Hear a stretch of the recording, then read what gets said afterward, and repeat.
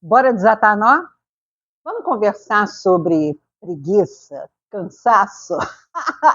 Vai embora não, fica aqui, esse assunto é sério, a gente precisa conversar. Deixa eu te perguntar, e se o seu cansaço não fosse preguiça, mas sim um grito de socorro do seu corpo, para ver se você escuta?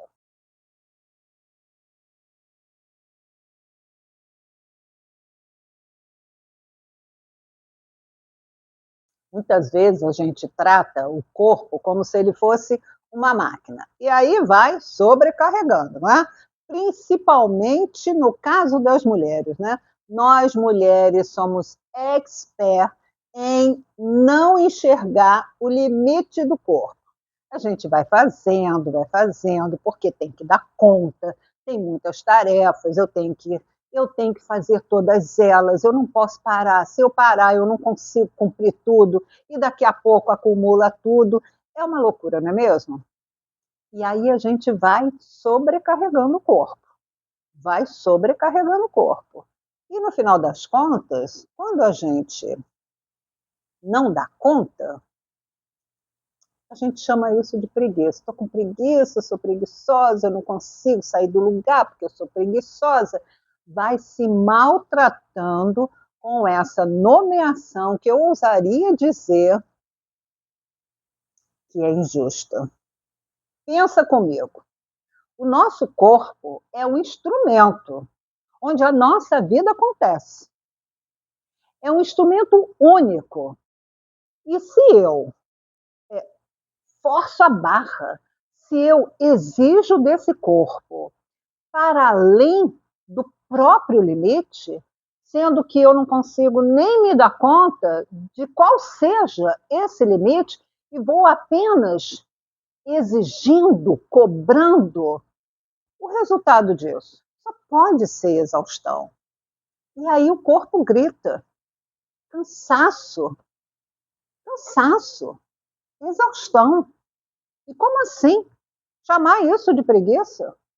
Você acha mesmo que o que você sente, o que você vive, o estado em que você se encontra, pode ser nomeado como preguiça? Ah, Laura, pode sim, porque eu sou uma preguiçosa.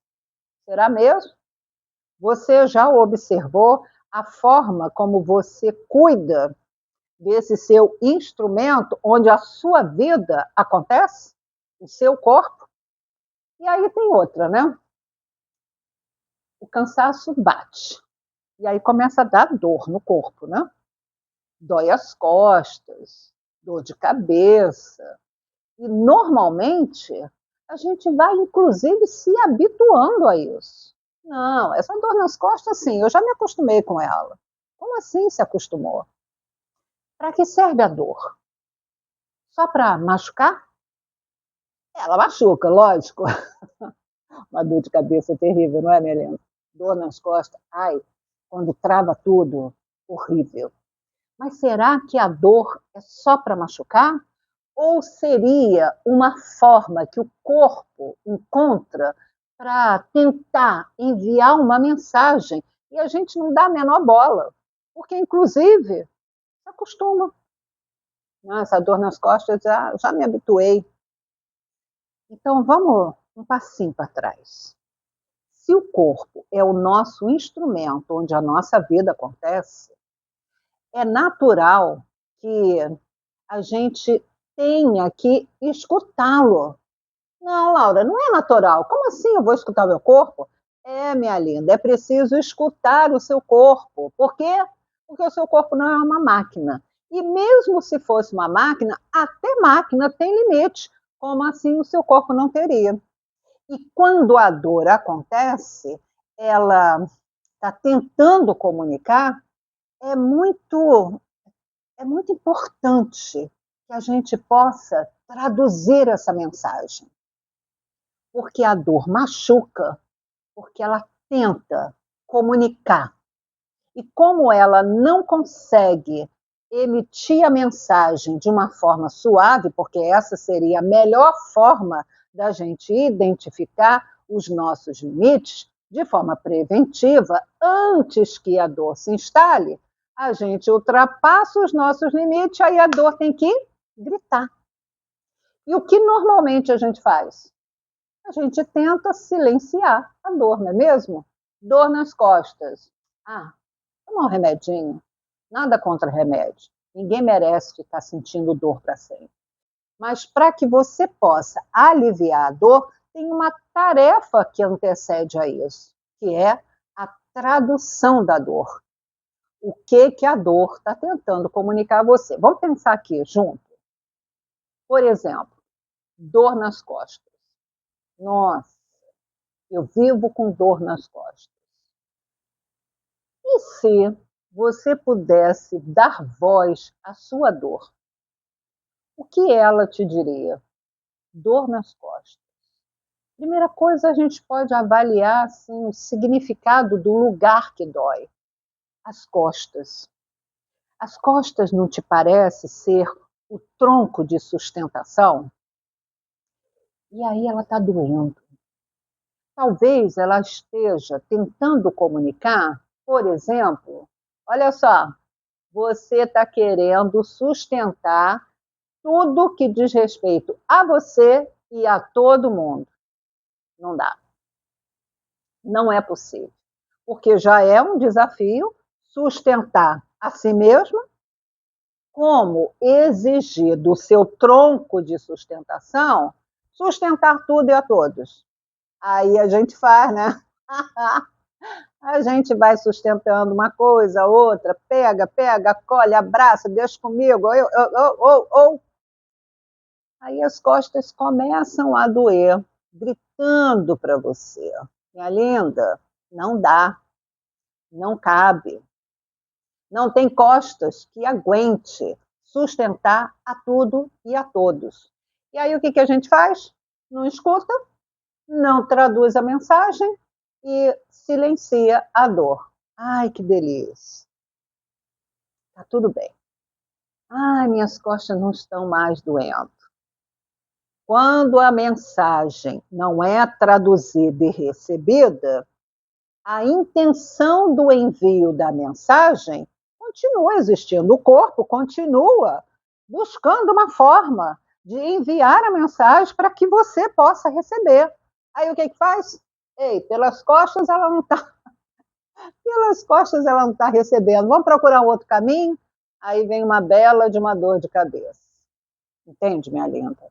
Então, tirando fora a brincadeira, porque é importante, inclusive, que a gente possa fazer graça para que seja possível lidar com o assunto, porque ele é muito sério, trata-se do seu corpo, da sua vida. É muito importante entender que o corpo não é máquina e que o limite ele precisa ser determinado. E quando a gente não percebe o limite de forma preventiva, antes de ultrapassá-lo, quando a gente ultrapassa, o corpo sente, o corpo cansa, o corpo se exaure. E a última tentativa para que a gente possa perceber o que está acontecendo, o corpo usa para gritar. E qual é a forma do corpo gritar para que você o escute? A dor. Então, por pior que seja sentir dor, e por mais importante que seja aliviar a dor, antes de aliviar a dor, não negligencie a escuta da mensagem que a dor tenta te enviar. Ah, então quer dizer que todo mundo que sente dor nas costas é porque está sustentando mais do que devia? Não necessariamente, porque cada corpo é um corpo. O que é importante é que a gente possa desenvolver uma escuta sensível para poder traduzir a mensagem. Para que, numa etapa mais avançada, a gente possa, inclusive, preventivamente evitar que aquela dor se instale. Porque se eu cuido do meu corpo, do meu instrumento de vida, eu posso criar condições para evitar que o corpo tenha necessidade de gritar por socorro. Então, voltando ao nosso exemplo, se eu já perceber que minha dor nas costas é porque eu estou tentando sustentar tudo de todos, eu já sei que eu preciso colocar limite para isso.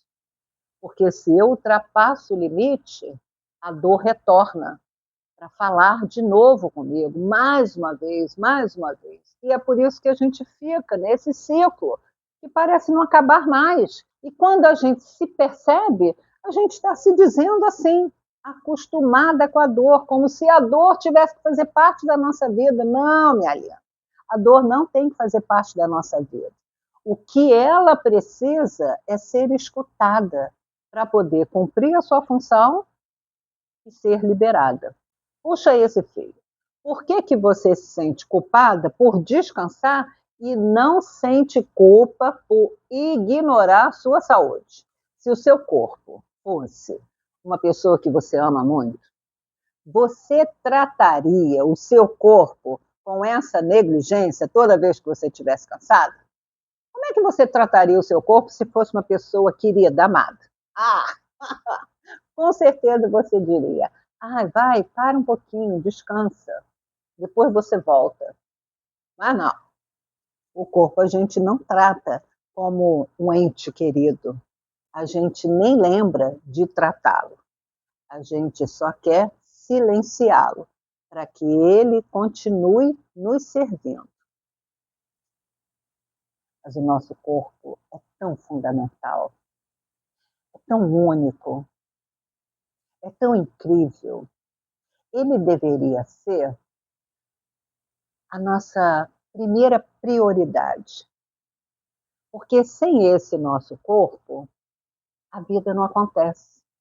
E para que a vida aconteça de uma forma prazerosa, realizadora, satisfatória,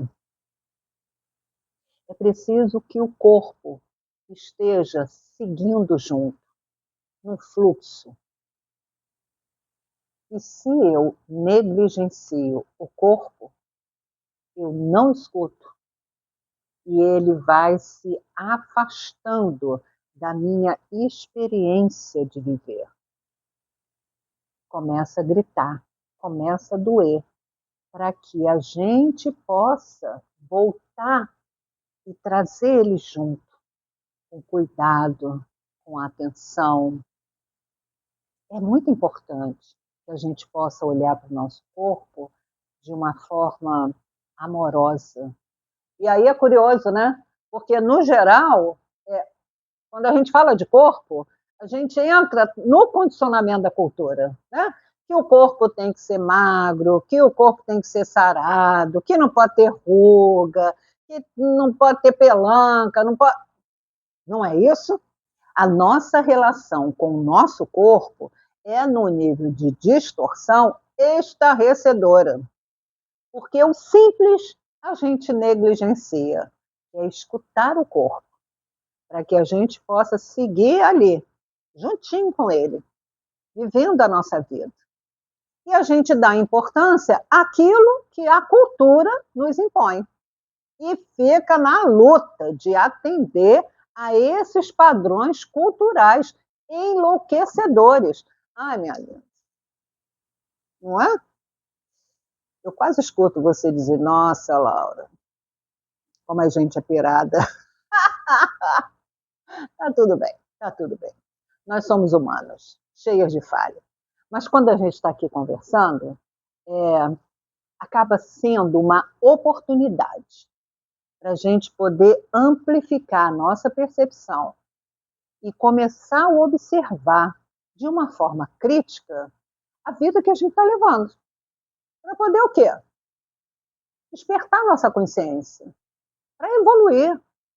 E evoluir no sentido de construir uma experiência de vida mais satisfatória. Não que os desafios não continuem aparecendo, Mas a nossa relação com a nossa vida, a partir de uma visão crítica, a partir de uma escuta sensível, ah, ela ganha assim uma amplificação espetacular, até para lidar com os desafios. Faz sentido para você?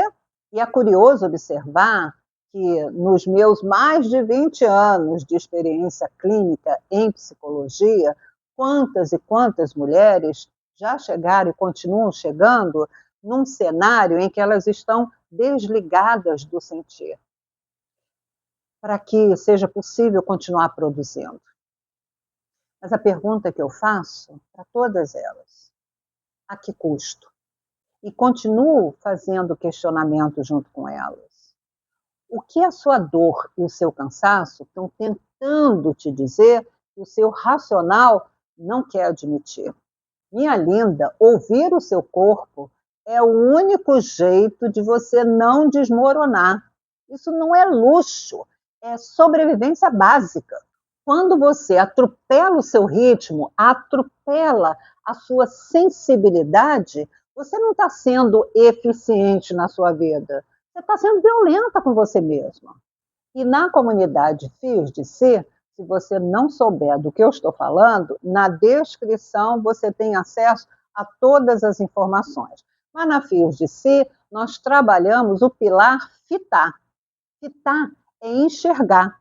E nesse pilar, a gente vai trabalhar o reconhecimento dos sinais do cotidiano para que a gente possa transmutar antes que ele se torne um sintoma grave. E antes de terminar a nossa conversa, eu quero te fazer um convite. Agora, nesse momento, se conecta com o seu corpo. Busca escutar os sinais do seu corpo. E veja se você identifica algum sinal que o seu corpo está te enviando e que você está tentando ignorar. E se você se sentir à vontade, compartilhe aqui no nosso espaço coletivo de reflexão. Que sinal foi esse? E se você perceber esse sinal, ai que beleza, que maravilha! Isso significa que você está comprometida a se reconectar com o seu corpo para que vocês possam juntos, você e o seu corpo, seguir a sua vida de uma forma muito mais saudável. E eu reconheço você por isso. O seu corpo, minha linda, é a sua casa mais preciosa. Trate ele com gentileza, porque sem ele não há bordado possível. Ficamos por aqui e eu te espero no próximo bordado.